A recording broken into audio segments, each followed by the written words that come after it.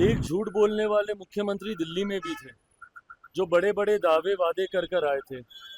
क्या किया देश की जनता ने 10 साल के बाद उनके साथ?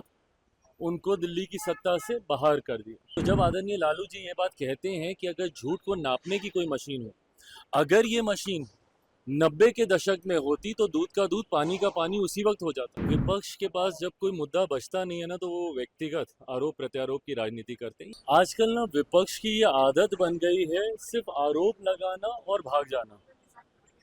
और देश, भारत एक लोकतांत्रिक देश है। देश की जनता ये सब बातें देखती है और उसी के आधार पर अपना फैसला करती है। एक झूठ बोलने वाले मुख्यमंत्री दिल्ली में भी थे, जो बड़े बड़े दावे वादे कर कर आए थे। क्या किया देश की जनता ने 10 साल के बाद उनके साथ? उनको दिल्ली की सत्ता से बाहर कर दिया। इसी तरीके से अगर देश में कोई झूठ बोलता है तो लोकतंत्र में इतनी ताकत है कि उस व्यक्ति को अगले चुनाव में जनता अपना फैसला सुनाती।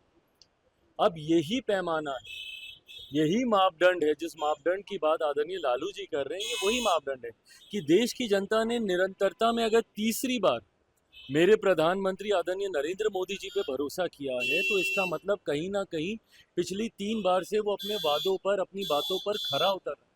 आज की तारीख में प्रधानमंत्री मोदी के वादे उनके वादों को पूरा करने की गारंटी है। और यही कारण है कि आज तीसरी बार, ये कोई सामान्य बात नहीं है कि एक ही सरकार, एक ही व्यक्ति लगातार निरंतरता में 3 बार चुनकर आ जाए। इससे पहले जब ये हुआ था, आज से लगभग 6 दशक पहले, उस वक्त परिस्थितियां अलग थी, उस वक्त विकल्प नहीं थे। इस बार तो विकल्प के लिए आपने अपने विचारधारा से समझौता करते हुए तमाम विपक्ष एक साथ आ गए, सारे विपक्षी दल एक साथ आ गए।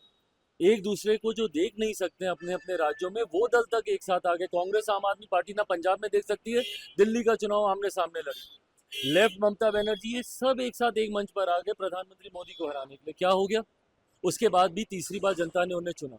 तो जब आदरणीय लालू जी ये बात कहते हैं कि अगर झूठ को नापने की कोई मशीन हो, अगर ये मशीन 90 के दशक में होती तो दूध का दूध पानी का पानी उसी वक्त हो जाता। 90 के दशक में जिस तरीके से बिहार में बर्बाद करने के लिए एक के बाद एक गलत नीतियां लागू की गई, भ्रष्टाचार की हदों को पार किया गया, परिणाम स्वरूप उसके बाद कभी इनका दल अकेले बहुमत में नहीं आ पाया। हमेशा इनको उसके बाद मुख्यमंत्री जी की बैसाखी का सहारा करके इनको सत्ता में आना पड़ा। तो दर्शाता है कि झूठ इन्होंने बोला था, जनता ने इन्हें नकारा।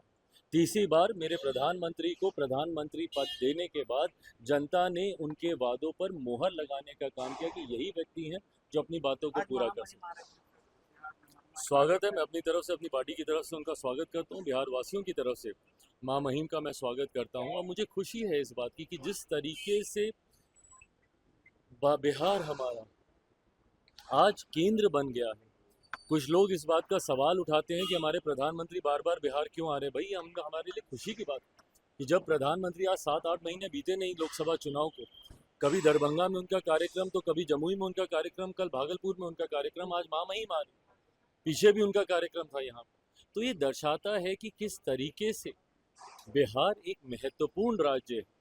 और विकसित भारत की जब हम लोग कल्पना करते हैं तो उसमें एक विकसित बिहार की एक अहम भूमिका होगी। चिराग ने नीतीश कुमार को लाडले मुख्यमंत्री बताया प्रधानमंत्री, पर विपक्ष के नेता कह रहे हैं कि नीतीश कुमार का तबीयत ठीक नहीं है, उनको इलाज करवाना चाहिए। विपक्ष के पास जब कोई मुद्दा बचता नहीं है ना, तो वो व्यक्तिगत आरोप प्रत्यारोप की राजनीति करते हैं। ये गलत है।